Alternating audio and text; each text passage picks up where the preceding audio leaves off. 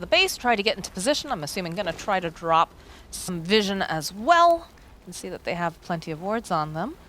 But yeah, Undying's draft too, you know. We've got some standard things. We've got Moon Meander who's going to be playing the Weaver. You've got the Morphling, and that laning should go incredibly well. But again, Shaggy is one of those players that plays incredibly well from behind. So how likely, you know, what are we going to see for movements coming out from him? Because this is a man who knows his Ember Spirit like no one else. I'd say this is his best hero. Yeah, if they have a little bit more damage, they can kill Ogre when they rotate easily. Riki is definitely killable. Weaver is definitely killable with the disable they have here. Bryle getting a couple hits off here. He's standing here that way if they check for observer wards. You can't tell whether the vision's from Morphling or if it's from a possible ward. So this basically gives black and yellow no information. With that said, they do have this ward on the cliff. They might be able to spot Bryle peeking into the trees. They know he's here. They might try to kill him. All the pings coming out. But they can't quite see him on the vision. He's staying in a good place, and it'll just be 2 bounty runes for them. But they fished. They didn't find anything. It's worth a shot. Can't get a fish every time.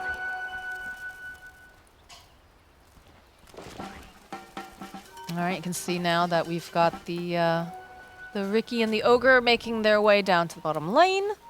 I'm excited to see how Tomato does this game, because he does traditionally play a lot of like hard carry type stuff, but because they opted for the Morphling mid, he can't play another hard carry because Morphling plus a hard carry is just way too slow. So instead, he should be having a different playstyle this match, and it'll be fun to see how he does that and if he executes it well. Because if he can get around the map with a little bit of farm and help get kills for his team, it's going to help buy time for Morphling to be a strong carry in the mid game.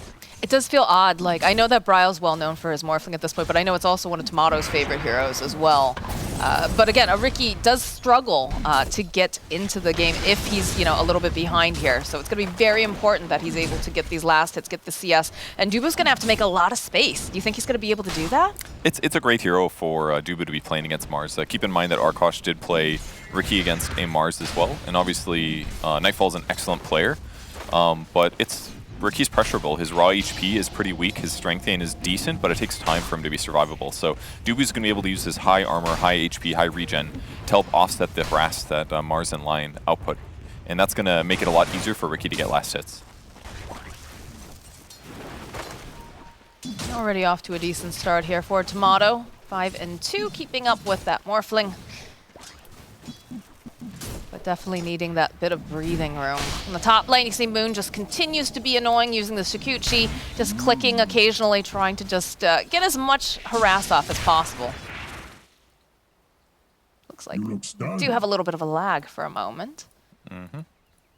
Pretty darn even last hits across the board, though. 5 and 3 for Morphling right now. Shaggy's at 8 and 0, so he's pretty happy with what he's got. Almost bottle for both players. Bryle a little bit lower, but he's always got Morph. Get a little bit more HP if he needs it. It doesn't quite look like they'll get their bottles in time for either of them before the rune spawns, so still be pretty even there.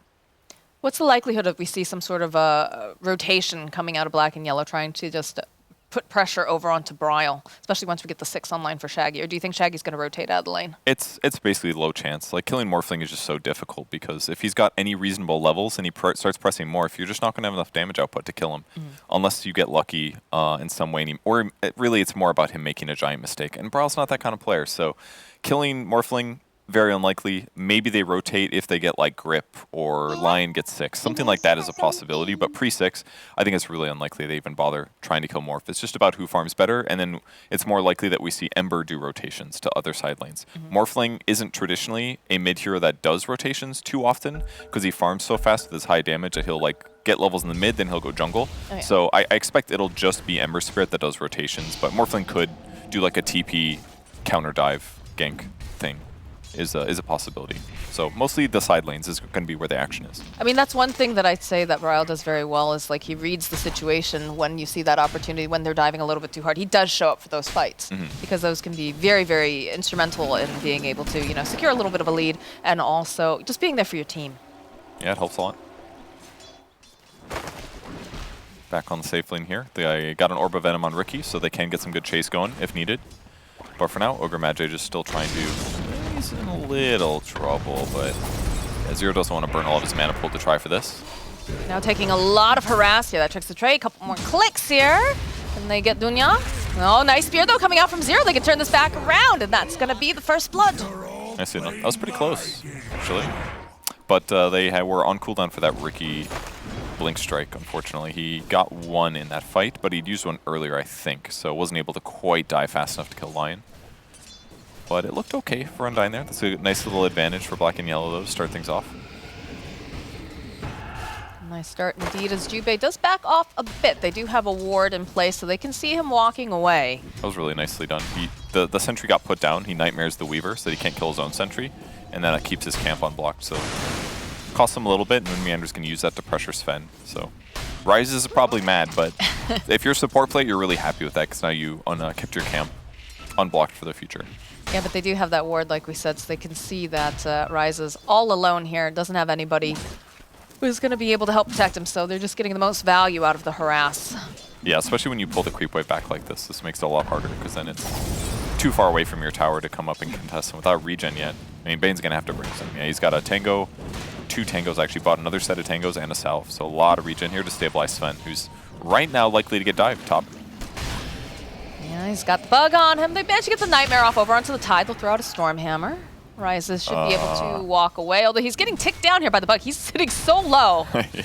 Oh my god, 30-something hit points. But luckily, he's got a Salve who will be able to just heal right back up and get back to business. Yeah, Jubei went for killing his bug before Sven's, even though Sven was much, much lower, and that was a little scary, but it all worked out. It all worked out. I'm sure Rises is not happy about that, but you know. Yeah, the lane's been a little tough here. His last hits are struggling slightly, 17 versus the 23 the Saberlight's dealing with, but that's kind of what happens.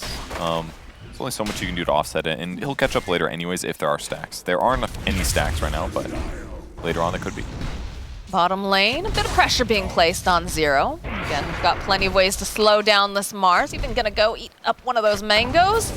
We'll use the Fairy Fire. I think Zero should be all right here. Yeah, he'll be fine. Regen from the tower and everything, tons of armor now, but it does zone him a bit. The wave's going to push, though. We'll see if Dubu can complete this pull. This would be a really nice advantage because it's going to keep Zero out of last hit range for a bit. But it's going to get messed up by the next wave anyways. Oh, he loses his courier, and that's going to be raindrops and a ward. I feel like this is the baby bird meta, in the sense that your core, you know, just sits there, opens his mouth and says, feed me regen. Mid lane, though, the dive over onto Shaggy. He uses the Fairy Fire, but they get the kill, and they manage to bait out a teleport on top of that.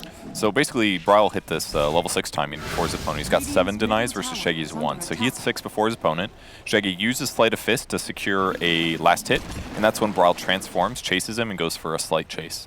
Turns on the Fire Shield, he gets the slight kill, and because he's not 6 on Ember, he just can't escape. And he didn't get a slight up again in time to dodge some of that damage. So just gets dove and killed. Really nice play by Bryle there to get that little window and advantage. In the top lane, making moves over onto Moon Meander. Jubei, though, having to be careful. Moon, though, getting chased down by Rises. Needs maybe a little bit more damage here. He's going to Shikuchi away. Still have that bug on Sven, and they definitely managed to push back Jubei, so. Not bad at all. I mean, they broke a Salve. Rises got the Weaver Salve on the way out, so that basically takes Moon Meander off the map for a long time. So that bought him a lot of lane stability. The downside is that Jubei's also very low, so he can't bully Tide right now. So Saberlight still gets to bully Sven in this 1v1. Tough situation. We are seeing some of these like stacks getting made. Not a lot, though. It's just really the small camp right now, but like you said, he does have the capability to go back into the jungle and start farming up. And farm very, very quickly. But right now, it's looking really pretty for the side of Undying currently, when you take a look at that net worth. Doing just fine here. Moon Meander back in the fountain now. Is going to go back to lane with an urn shortly. Going to leave him a little bit low in regen, so whether or not he gets a kill with his first rotation could be really huge. Don't know if they're going to bother going bottom. The damage output between Ogre and Ricky is a little low. But it is giving Ricky some nice farm space. Like, he's got way more last hits than Zero does right now. And that's 39 so versus 26. Exactly. So incredibly important. Saberlight, though, throwing his weight around a little bit as Jubei does come back, uses that brain sap. But this is just the life of a Tide Hunter, right? You just be really tanky, really annoying, and continuously pressure this tower and make them fight into you. Doing good so far. They could potentially try here. Another Nightmare placed out here by Jubei. They'll go for the God Strength. Up with the Stormhammer. They've got a couple bugs. Saberlight sitting very low. Ooh, it's so close. Can they get the final hit off over onto Rises? Yes, they will. And Jubei now will just back off behind his tower. Okay, not the best necessarily because you don't want to lose your carry there, but hey, getting some separation between you and the Tide is kind of nice. I feel like it's very necessary. But again, that's the God Strength that got used there. Now you're not hitting creeps. Yeah, but I don't think it's the end of the world. Like, because most of the time you get God Strength, you might use it to clear some like stacks and stuff, but there's not really that many stacks on his side of the jungle. So he can just like resume laning potentially for a bit. In fact, he's going to go mid, surprisingly. What a rotation. He's Trying to contest the go land that stun on Bryle, and they're just going to bully him away. That was close. He had 7 HP after that slight. Like, that was really, really close. Dangerous. Technically impossible to die because his damage range is 4 or 5 or something, but like still, Bryle was really trying to get them to do more there. I mean, no one expects the position 1 Sven to gank the middle lane and bring the bottle to their... He saw him coming though. Like he could have just pressed Morph a little earlier is all I'm saying. Just to be a little safe. Bry's gonna die in the mid lane though. He gets ganked by the Dubu rotation. Bryle did transform for that, so transforms, throws stun. Didn't get a Warcry for free, but that's gonna hurt here for Rises.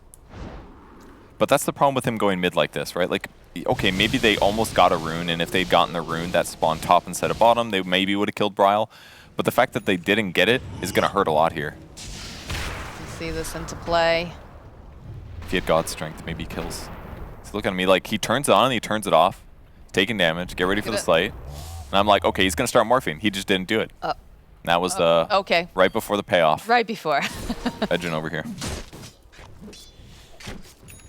Tomato continues to farm and starting to slip a little bit behind. Of course, the Morphling and the Tide, though, naturally are going to farm just a bit faster than Ricky. They have many ways of being able to clear out creep waves much easier, but TPs are coming out. They want 0. Saberlight throwing out the gush. They have the tricks in the trade. They'll follow up with an arena. Follow up with a really nice Ravage. Can they finish off the Mars? Yes, they'll find 0. But that miniature Ravage from Dunya! Oh my goodness. They'll end up taking out Dunya though. And now Shaggy is gonna have to make his way out. Although he might be able to get the kill on Dubu. Dubu though, hitting him with a Fire Blast. Shaggy wants something for this. He just can't seem to get there. Him. Not quite there with the vision. Saberlight turns back around and ignites, slowing down Shaggy. Can they do enough damage is the question. No, they can't. So it looks like he's going to survive, but on very low hit points. Tomato almost got the blink strike off there, and that could have changed things. He jumps back in, wants to kill Dubu though. He really wants Dubu. Saberlight throwing his body forward. Another nice stun. Shaggy with the slight though will finally cash out on Dubu, but needs to be careful. Tomato's nearby. Another slide over onto Saberlight. Shaggy will hide in the tree line. And, oh, okay, Dunya's just there. Nice cleanup. Nice cleanup indeed. Moon Meander getting off a couple clicks. Has to be careful. Dunya's here, and so is 0. They could reinitiate if they wanted to, but they don't have that arena, so looks like they're just going to put their attention on the tower. They've got a Cardi wave here, and Tomato will teleport away to a different lane to continue his farm. The Ravage was really good in that fight. I liked it a lot, because it's basically a circumstance where Ricky's about to die, and he ends up staying alive and getting a kill. It was just big payoff for Undying. So even though Ember Spirit comes back in and cleans up Dubu, still a great moment for the Undying side. Jump forward over, trying to put some pressure over onto Jubei. Lots of negative armor being into place, but it's going to get munched away by that bug. Dubu looking for the opening. Dunya getting into position. Is the bug gonna, oh no! He falls to the bug. That was nicely done by Dubu actually. He stayed close, because if he pops smoke by himself, he'll become invisible. The bug dies actually. So Dubu just staying near him prevented that play. Jubei went for it. Jubei went for it. It just didn't work. But it was a good try by both teams. Tomato also sitting very, very low in the top lane. Looks like he tried to poke away at Rises a bit, or Rises got the jump on him, one or the other. And his farm's looking very nice. Yeah, that's actually one of the biggest ways you can punish a Ricky. Just like lowers HP, because that guy doesn't want to buy regen items at all. And Rise is going to use this God Strength to clear up this Ancient stack too. I think he'll get through most of it before it runs out. So just good efficiency for him so far in this match. But now basically Tomato has to bring himself like a salve. He queues it up, and even a salve isn't going to get him to full HP. Like the hero's got good regen built in, but like still getting harassed like this out of the lane really hurts your ability to pressure the map. Smoke play coming out from the side of Undying. They do have the Ravage back up now, so perhaps they can make some sort of aggressive play and take a objective off of it. But Dunya in the right position, right time. Again, beautiful stuns coming out of him. So get a slight from Shaggy. And they'll get the turnaround again. Bryle with the morph going forward, getting a couple clicks off, forcing Shaggy to use the remnant to run away. This is a giant Tide Hunter with that Bloodlust on him, my god. Shaggy was trying to get him to Ravage there by holding on later than he necessarily needed to, because he just wants to burn more resources from his opponents. Save them from his team. Jube in a decent part. This is bad now. Rise is going to have to fight. Yeah, well, they get the stun. They'll buy a bit more time. Go for the Ravage. The follow-up over onto Rises. They'll chase down Rises. It's a gooder spike. Is it going to be enough? Oh, Rises is so very low. The grip, though, coming out here from Jube. As the rest of the team jumping back in. They have the arena. They managed to silence Zero earlier, but it's back up again. The slide coming through here from Shaggy will clean up. And now the Morphling jumping forward. Look at this damage. Bryle's on a killing spree. Gets Zero. Tomato chasing down Dunya. It's a double kill now for Dubu. And they just dive right past this area with no regards to the fact that there are 2 tier 2s up. Looked rough for Black and Yellow at the start of it, but then it turned around, right? Like the grip on Weaver kept him low. He doesn't get his time lapse off. But then all of a sudden with Ricky showing up, he cleaned up the fight so hard. Doesn't have a Diffusal Blade yet, but that's the perfect thing about this Ricky carry. It's that if he shows up and deals a lot of damage, it's spooky. But they go for the D ward. I think Jube probably should have Nightmared the Tide here to prevent the Ravage rather than killing the ward. He could have killed it a second afterwards. That would have possibly saved Rises, so a little bit of mistake there by Jube. But this grip was solid. Bought them time. There's no disable follow-up. Shaggy was able to clean up these guys, basically. They bring Mars in as well, doing lots of damage. But Saberlight ends up ultimately surviving, I think. He gets sapped here, but ends up walking away last second as the Morphling and the Ricky come in to just clean up the fight. So Black and Yellow taking... It was technically a bad engagement at the start, and they overstayed a little bit too long, thinking they could get some out of it. Yeah, I thought Rises was going to survive that too, but that little last bit from the Ogre is taking down that tiny bit of health left. Feels bad. Morphling is ready to go. He's got the E-Blade. 170 agility. Hero like Bane's got to be careful. Nightmare's a great way to protect yourself, though. You can become invulnerable for 1 second if you time it right. If you disjoint either the Adaptive Strike or the E-Blade, it's fine. And frankly, Morphling's, the downside of rushing is so fast, he's only level 12 right now. So his Adaptive Strike only has 2 points in it. So he's losing about, like, 200 damage from his Adaptive Strike nuke right now. I'm a little surprised with how fast Team Undying is moving currently. You know, we talked about this Morphling wanting to have a lot of time to farm, but he's had a very good laning stage, honestly. Yeah. And they're just making these moves. They know exactly what they want to do. Don't even have a completed Diffusal on this Ricky yet. He's making the moves across the map. They're starving them out. I like this. That's why it's nice to have the E-Blade, because he's basically ready to go now. Like he's like, well, maybe I don't have my Adaptive Strike max, but I can still do like a 600 damage nuke to one of your heroes, which paired with anybody else on his team is a good chance to get a kill. Plus Morph on top of that. So it won't just be those 2 nukes, it could be extra. Zero getting plunked away here by Moon Meander. Saberlight making the rotation. Not going to make it out as Bryle just happens to find himself Jube, but the rest of the team, they will follow up. They have the God Strength, they've got the damage, and the finger kill comes out from Dunya as Dubu tries to slow him down, tries to get that stun off, but the rest of the team, they're still hot on his heels. Another multi-cast. Moon Meander joining in. They'll get the slide off. They'll get Dubu. Moon still clinking away, but not going to be able to hold down Shaggy here. Nice of them to kill Morphling, though. It's a good way to start things off. Dunya. There's the completed Diffusal Blade, and there's a dead Dunya. Diffusal plus Orb is just so scary. Slow so strong. Does all this damage to the back. He got a Pig Pole as well. That's extra damage from his Cloak and Dagger, so great itemization here. And now he's just going to be, like, pushing out side lanes. And it's a little hard for Black and Yellow to get these like side lane kills on Ricky. In the infamous game that BSJ played, he got pressured a lot in like the laning stage before he finished any major items when he's easier to kill. But like if Bane or Lion go looking for him and Ricky sees them first, like those guys can easily get killed. So it's not exactly simple right now because it's pretty straightforward for Tomato to play this top side of the map. And for his team to back him up as well if they keep farming aggressively like this. And it's going to force Black and Yellow to not have as much map space to farm, which is a big deal for heroes like Sven. Is indeed. Blink Dagger picked up now from Saberlight, and they have very good vision placed over in the Dire jungle, so they're going to be able to take this Roche fairly quickly when you consider all the negative armor that they've got going on, and I feel like Black and Yellow can't really contest this. It's pretty hard, yeah. They know they're at a disadvantage. There's Ravage. They've got Bloodlust on either Ricky or Morphling, which is pretty scary.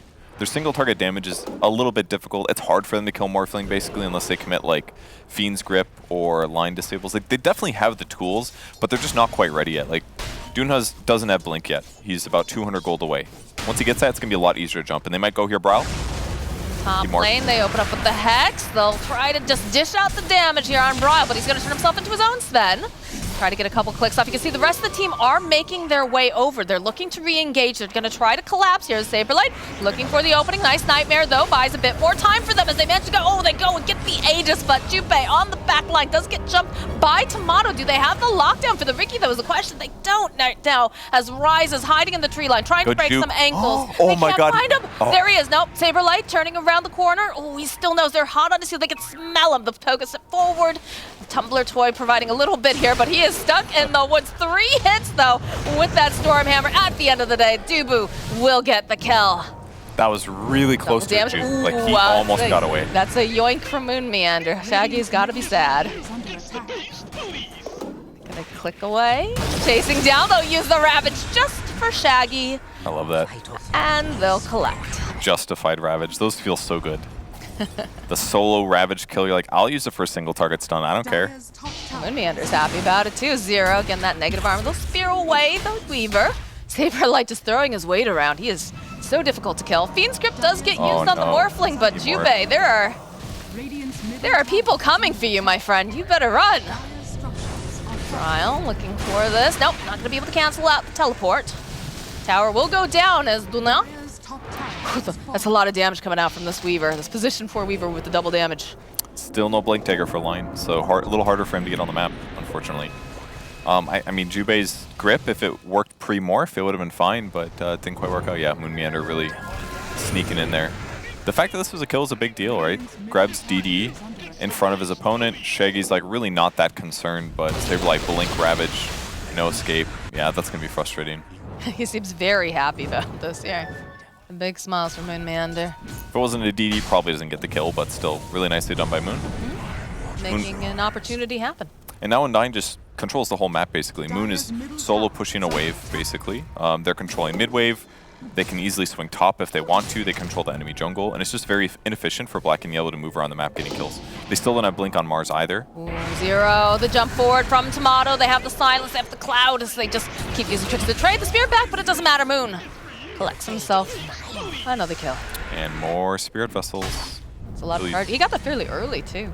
He did, yeah. It's a great item against heroes like Sven and others. Oh my goodness. Poor Shaggy. He was just minding his own business, and all of a sudden just 2 heroes appeared in the lane.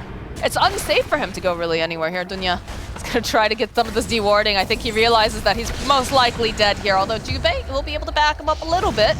Throw out that fire blast. The chase is on Dunya as he gets punched away. Moon Meander, another kill. And Jubei, they'll find that opening. It's like literally the perfect Riki game, actually. Like what you're always aiming for is the squishy supports that need to cast spells to defend themselves.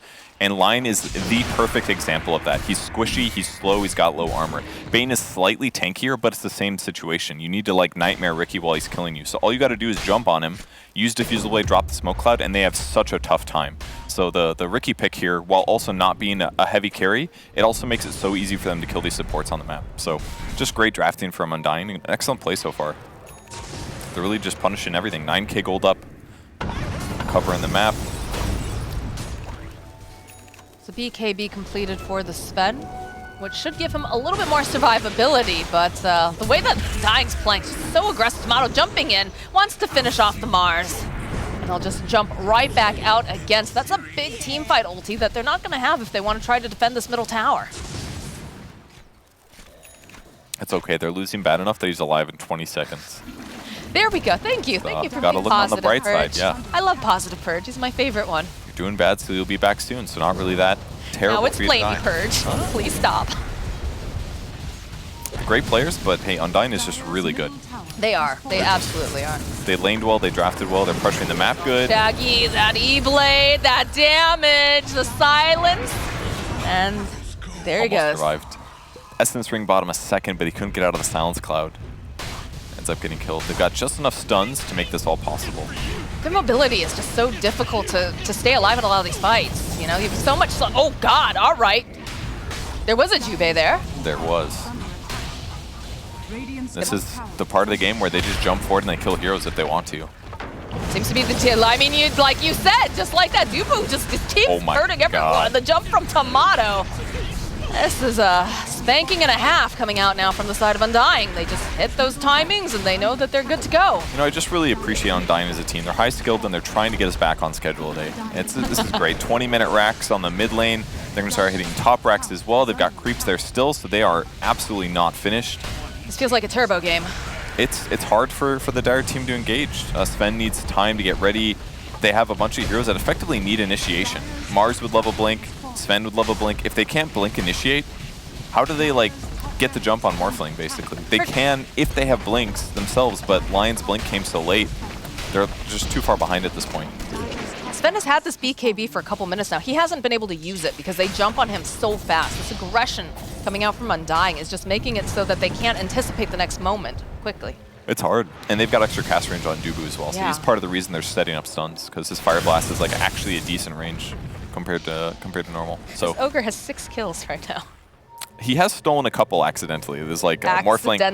No, like Morphling would E-blade a guy trying to steal it himself, but it would amplify Ogre's damage. That's what happened a couple times. So, and Fire Blast got buffed again. It does 250 damage, which is great considering how much it can multicast. It's like a 700 damage nuke, like a Finger of Death basically. Smoke play. Oh, Ryze walking into Tomato, and DP tries to go for the dodge. Not going to be able to quite manage it. The follow-up BKB. This time they have it in place. They're going to try to be the aggressors this time around. Are they going to be able to take down the Riki? They take down Tomato. Dunya also to fall as the arena ends. Bryle waiting patiently. He's turned himself into his own Sven. My God, the damage coming out from as Ryze falls, and they'll chase after Shaggy. They've got their eyes on 0-0's trying to run away. He's got all these debuffs on him. It's a triple kill now for Bryle, as over on the backside, they'll collect another kill, and the GG gets called. Just way too much damage coming out of Bryle there in that last fight, but he's like 2 items ahead of all of his opponents, so it makes sense. Perfect game by